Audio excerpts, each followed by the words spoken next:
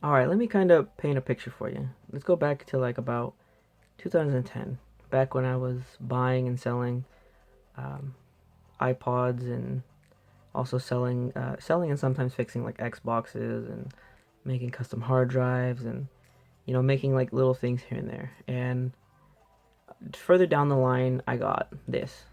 And no, it's not a Apple Watch. It's the iPod Nano ninth generation. And I really wanted this band, this watch band, by this brand, Lunatic. It was called Lunatic.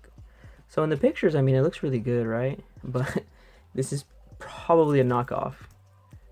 Just judging by how cheap it was $20. And I remember back in high school, I remember I really wanted this band because it looked really good, and the picture looks really good, right? And I remember it being around $100 back in high school, and I was crazy enough at the time to buy one, you know, um, to want to buy one anyway. I didn't get one, because if it wasn't, I didn't get this one at first. I had the typical one that everybody else had. Let me take this apart. I had the typical one that everybody else had, which was this watch band, the iWatch. And I did have the iWatch's Element one, I believe it was called. And the Element one, this was a polished stainless steel, and the band was stainless steel. But it was a good, oh man, I freaking loved it so much. But at the time, since I was a teenager and I was just buying and selling electronics, I remember one point I had like five Xboxes, Xbox 360, so you can know, around what time this is. And this is when Xbox, the Elite before the Slim and all that other good stuff. And so, I was just buying and selling consoles here and there, and also fixing broken screens and whatnot every now and then, and just making a little bit of extra money here and there. So it says it's aluminum. I think it is because you could hear it. It's probably just like blasted or something. I don't know. But anyways, but what I loved about this was that since it's a small little iPod, and here we go, now I got on the band. You can see it. It looks, it looks pretty good, and it's a pretty solid watch band. And on wrist, it's actually pretty slimming. Slim looking device. That's what I loved about this. I love the fact about how slim it was, and you have iPod on your watch on your wrist now, and this little guy, he could last me anywhere from 1 to 2 days sometimes. Playing all day, and some I'd wear it as a watch, and kids would be asking me, oh, why are you playing with your watch, and some kids thought it was weird. And you can change out the faces, by the way. Let me um you could, I thought it was great, a great product. And I got really excited when I finally got one. Radio tuner, the Nike Plus. It was kind of, it worked, but it was kind of weird because you could have the what's it called? This little like thing in your shoe, and it helps you, track your steps and whatnot. Pretty much now what all the Apple Watches do. And I got excited when Apple was gonna announce a new one, and a new iPod Nano. I got excited. I was like, oh, maybe they'll add a better battery life, or maybe they'll add Bluetooth. Having this thin of a device. For example, this is the original OG Apple cable, 32 pin connector, and just look how thick it is. It's that, and here's the iPod itself. You know, thickness comparison, like they're almost like the same thickness. It's pretty near flush. So just having a watch a little bit thicker, like slightly ever so thicker than that, I just love that. And I mean, the Apple Watches right now, I think they're really cool, but they don't last all day. And like, sure, you get notifications on it, and sure, you can like do the text to voice, and all kinds of neat stuff with it. But as for me, I'm like, dude, I just want, there's just times where you just want to listen to music, and sit down and have good songs, good albums, and yeah, I just loved it, and I got really excited when they announced a new one, but nothing ever came of that. They changed it completely, and one of the reasons being was because these can't play video, and you don't know how many kids would ask me why I had an iPod on my wrist, and why would I want that, and it's dumb. And you know, because I would have the, you know, it has the headphone jack, of course. You know, I'd have the headphones, you know, for example, like, you know, they'd be plugged in, and I thought it was great because especially during like winter time, you would have this up through your sleeve, so you wouldn't see it, and then you have your earbuds in your hoodie. But I wasn't, you know, I didn't like earbuds as much because I have, you know, I have my Sennheisers, I have reference class headphones, and I bought these back in high school too. And I remember these cost me like $200 or $300. These are the Sennheiser HD 518s, by the way. Um, you know, I remember it cost me like about $100 to get that. No, my bad. Anywhere from two to three. I might have been on three, and so you know, I got some flack for it. And sure, this thing can display pictures, but it was weird. You know, once you go into settings, it's, you know, the standard Apple set. You know, it. I don't know. There's a lot of, you know, I so many things I just remember from this product. But yeah, going on. Um, you know, it's like so many kids would ask me, "Oh, but it can't play videos, right?" I was like, "No, it's an iPod.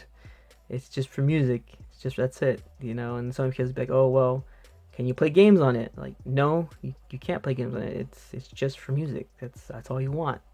It's just for music. I have a phone. On the phone I can play games. On the phone I can do this, you know, this and that. You know, back when games on the phones were really, really basic, you know, when Angry Birds was like super, super popular at the time. And it was a super simple game, you know, nothing too crazy that would, you know, crash your phone. Yeah. But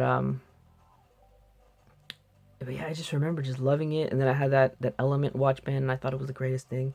And so this is why I wanted the Element over the Lunatic. When I was about to say TikTok, the Lunatic was because, you know, I was kind of worried that the 32 pin connector wouldn't fit through that, and then I'd have to open it up and put it. But now seeing it, if this is a legit one, I'm not too sure though. Um, if this is a legit one, it's freaking ugly. But this is the setup I had in high school, you know, because I have reference class headphones. I had like, you know, a few different sets of headphones at the time, and so I was like, okay, so if I want a good like audiophile esque setup, what do I need?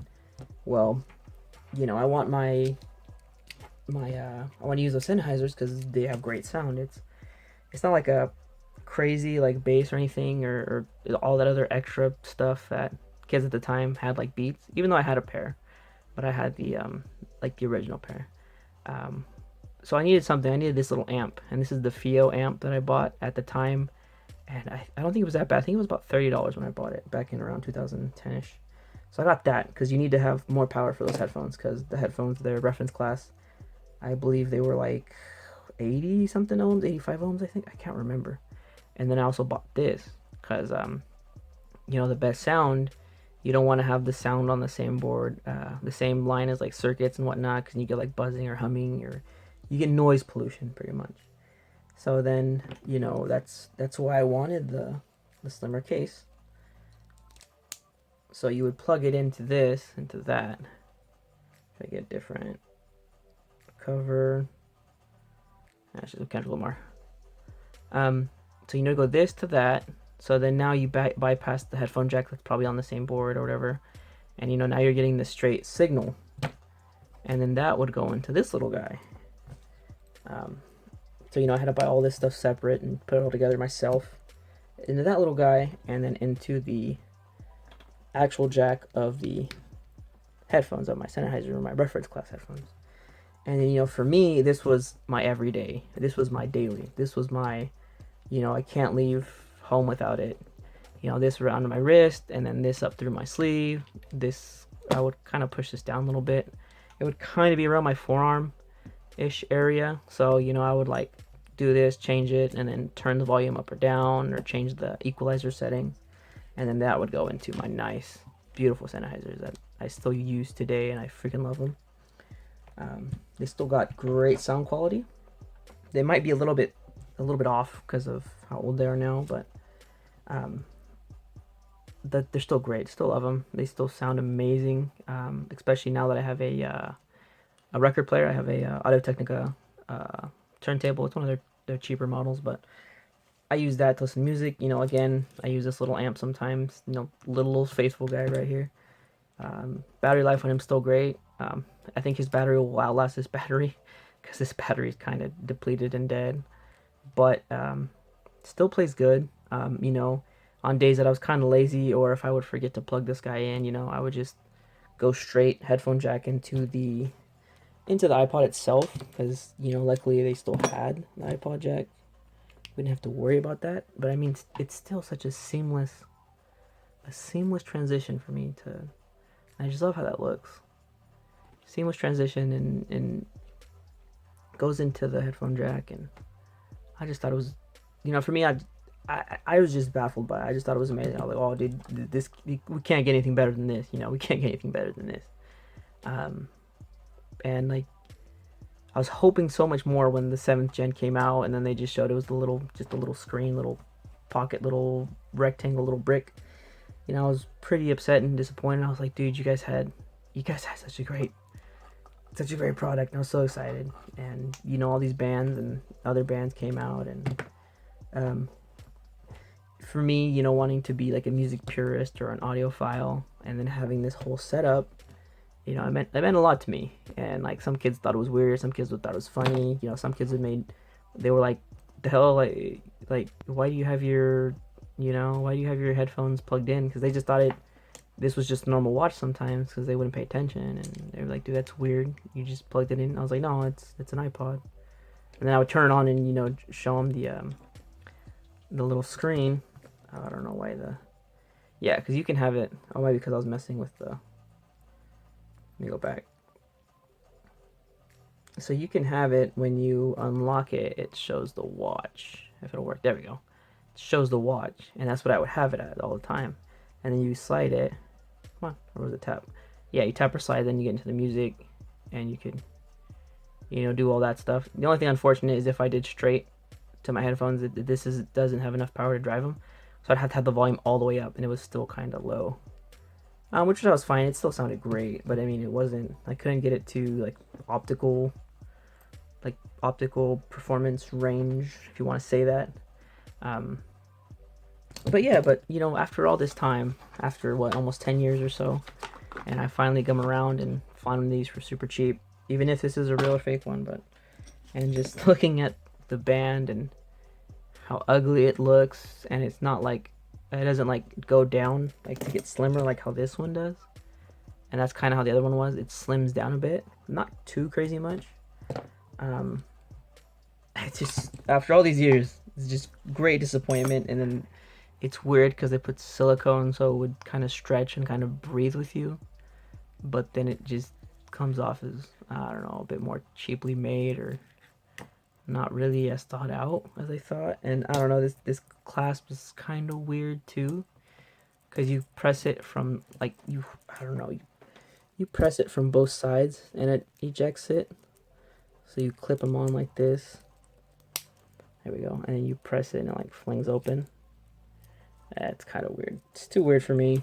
So yeah, after all these years, you know, really disappointed, but I'm still happy that this thing still works, and it still works pretty good. And maybe I'll just find a watch band, a better quality one, and then just swap the bands to get rid of the silicone. I mean, the silicone is fine, but just over time it just kind of stretches out, and it's not as stiff, or not, it doesn't hold its shape as good anymore.